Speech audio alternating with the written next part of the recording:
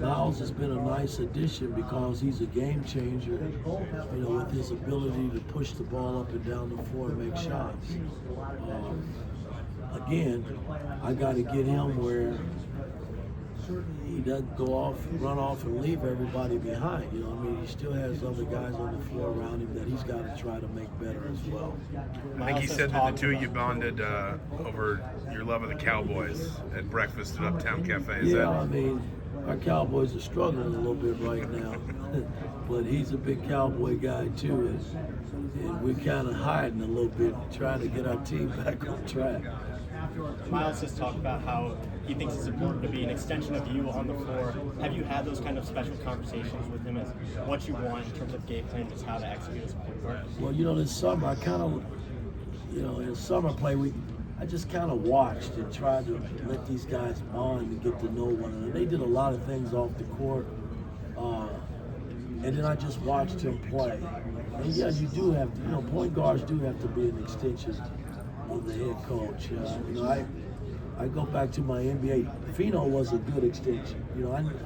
When I recruited Fino, I knew what I was getting, man. But he had to learn and grow as a freshman. Because again, make no mistake about it, the college game is different than AAU and high school basketball. So yes, he's got to be an extension. I've had some pretty good point guards that I've had the opportunity to coach at the high level. Jason Kidd probably being him and Chris Paul sitting at the top in that regard. They have to be an extension of the coach. There was a lot of talk from the players recently about how much bonding there's been off the floor. Do you think that's unique to this year's team more so than recent years? Yes, it is unique. Because when you add, the first year I think we added 4 or 5 players. The year after that was about 4 or 5. And then last year we added, I think, 7 players, and now this year 7. So I think it goes a long way when you're talking about getting together. They've done so much, from picnics to bowling, fishing, you name it, they've done it. And I've tried to stay out of the way to let them kind of be themselves, and I think it's been great so far. I want to say that Trey mentioned that when you all were kind of this spring in that process of trying to make a list of adding guys within the portal, that he had a list of guys, that you guys had a list of guys. It was kind of like a streamlined talk. Why was having that player input important for you? It's important. It's like my NBA days.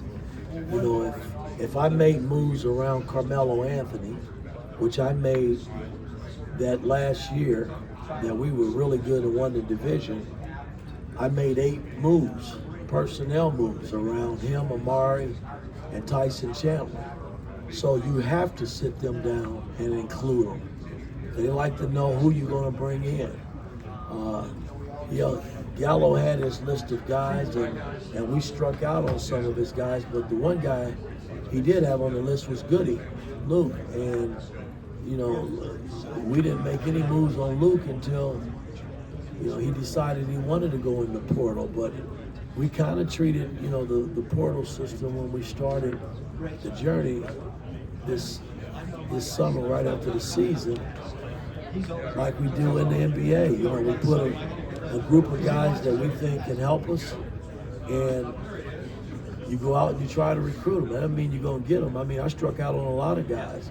But some of the guys, like Bryson Tucker and Marlo, kind of fell in our laps, and we were able to close those deals. Were the players more involved? Huh? Were the players more involved, you feel like? Well, Trey was.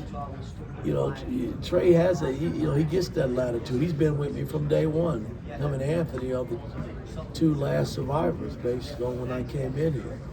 They also were the 2 that didn't raise their hand when I asked who was going to stay on board.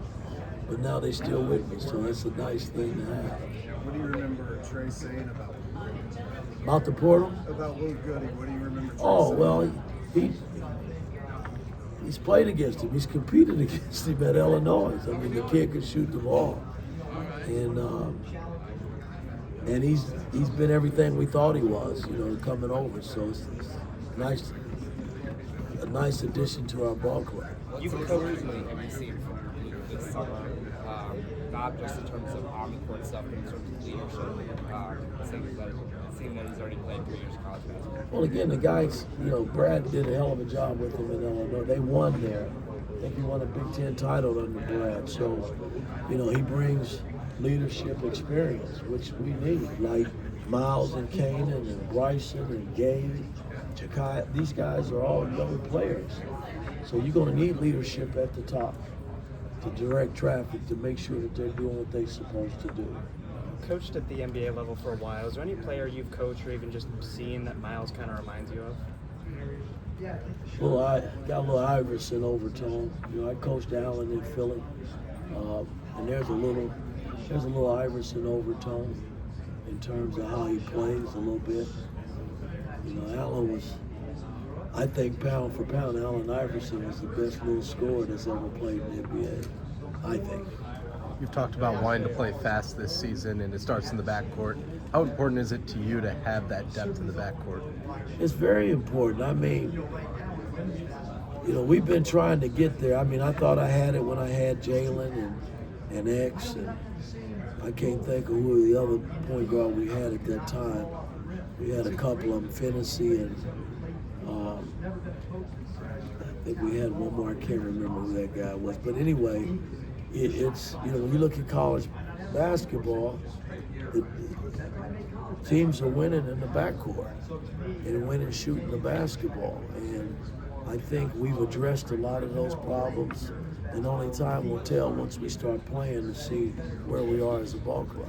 With shooting, Goody's probably one of the better shooters you've had on NBA, at least since Miller Kopp. Are you going to try to run similar sets with what you did with Kopp to get more looks? Yeah, but we didn't run a whole lot for Miller. Goody we will, because the makeup of our team is totally different.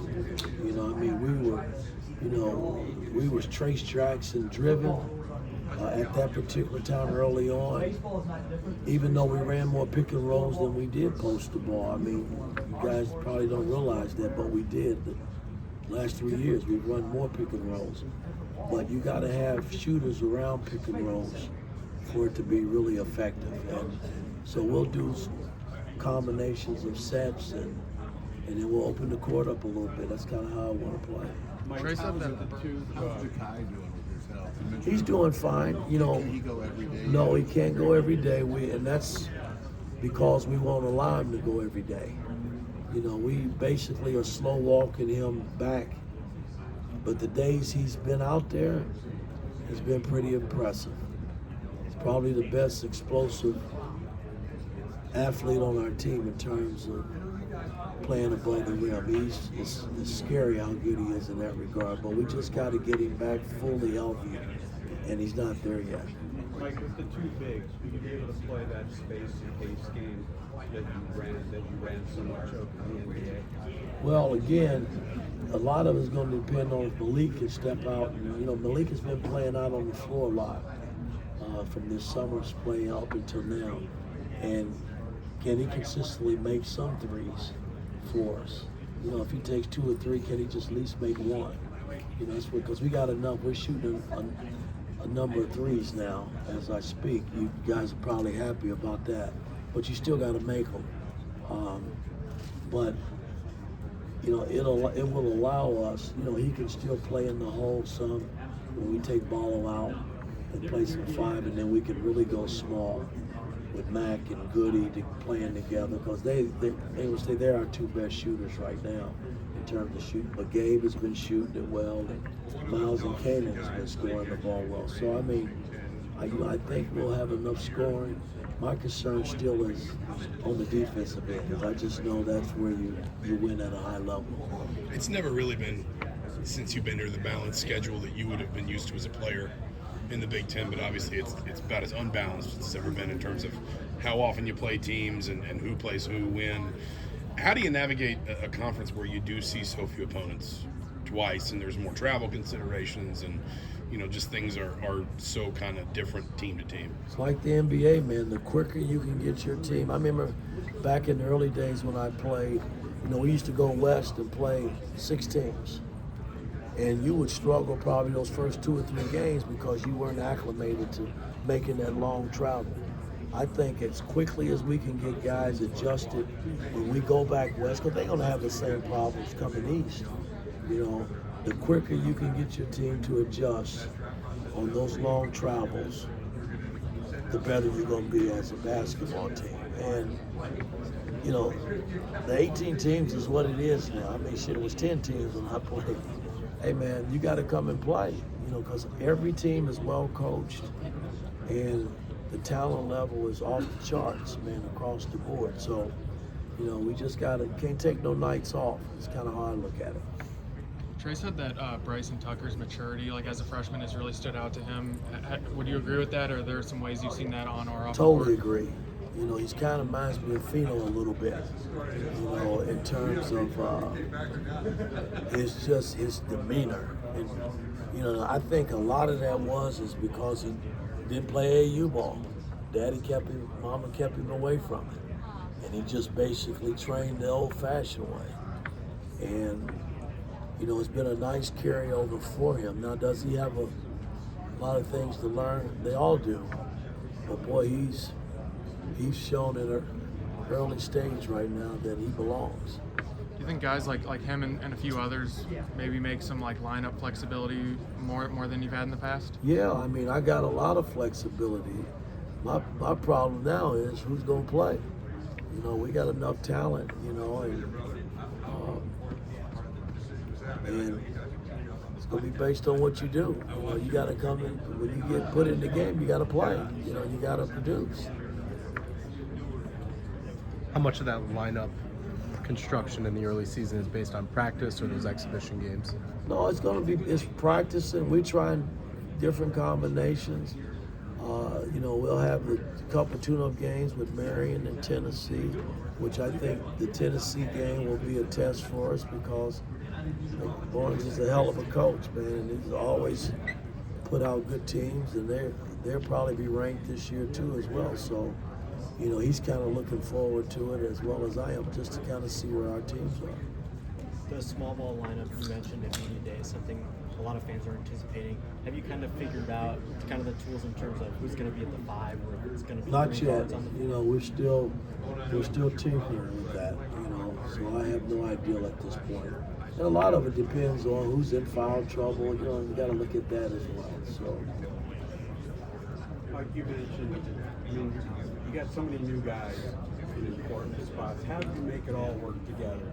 It's a big mystery now. yeah, you got to keep working. You know, practicing, watching film. You know, it all goes hand in hand, man. It's not easy. I mean, I've done it. I did it in Atlanta, and I did it in New York.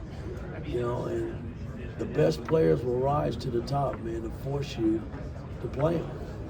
And unfortunately, you know, I can't play everybody, so got to keep competing and see who's going to play. What do players do to impress you the most to make it to where it's like, gosh, I got to play him. He's doing A, B, and C well? Well, I mean, again, you just play defense, rebound the ball, be unselfish offensively, help somebody else to get better offensively. I mean, there's a lot of things that determines that. And practices they've been very, very competitive, man. Very competitive.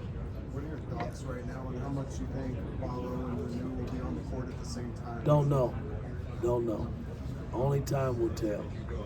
Ballo's not a guy that's played like more than like 25 minutes a game. And that's plenty. You know, he doesn't have to play 30 minutes, not on this team. So, I mean, the fact that he's only played about 25 minutes, hey, we might keep him at that number. You know what I mean? I don't think Ballo's ever complained about one thing since he's been with us. He just wants to win. Miles and Cannon have both talked about their ability to defend the ball 94 feet. Have you considered allowing them to kind of give that full court man pressure throughout the entirety of a game? That's what we do as a team. I mean, when you lose Xavier, who was great at that, and Gabe became pretty good at it. You know, I mean, now you got Gabe, Cannon, and Miles that can press up along with Bryson, that can allow you, and Gallo, that can allow you to move up the floor and do some things differently defensively. Is there when you have the roster turnover you did last year and this year, is there more uncertainty kind of in that first month for you, kind of going into the season? Say that again. When you had the roster turnover you've had the last 2 seasons, in November, is there more uncertainty than you would like just about how the final product will kind of look? Well, the good thing is, you got some pieces back that you're familiar with. I don't know, uncertainty is my thing is I just think that we got to come out blazing. We got to come out playing at a high level. And there's no reason why we shouldn't. It's kind of how I look at it. And, last year we won a lot of close games early against teams that, everybody thought we should have just blown them out of the gym. But we could have lost those games, and those guys, the Maliks and the Gallos and McKenzie, they found ways to win along with Ware. And I'm just hoping this year that we don't put ourselves in that position. We got to come out and play truly at a high level for 40 minutes each game to play. What goes into playing a fast-paced game? Do you have to coach that? Is it a conditioning thing? This conditioning plays a major role, but your style got to change a little bit too. You got to be open. And, I don't like turning the ball over, but you might have experienced some turnovers, and you got to give them a little leeway and not, be so forceful because they turn it over because we're playing so fast. But that's the downside of playing fast, because you can also turn it over a lot. How would you compare Ballo as a rim protector compared to Trace and Cole? He'll block shots, but not at that level like they did. Those guys Ware was longer, Trace was more explosive. But it took them some time. I mean, again, Ballos has blocked shots. He's shown he can do that. So he's a big body that can plug the hole, and he understands defensive concepts. So I'm pretty happy about that. All right, thanks, Coach.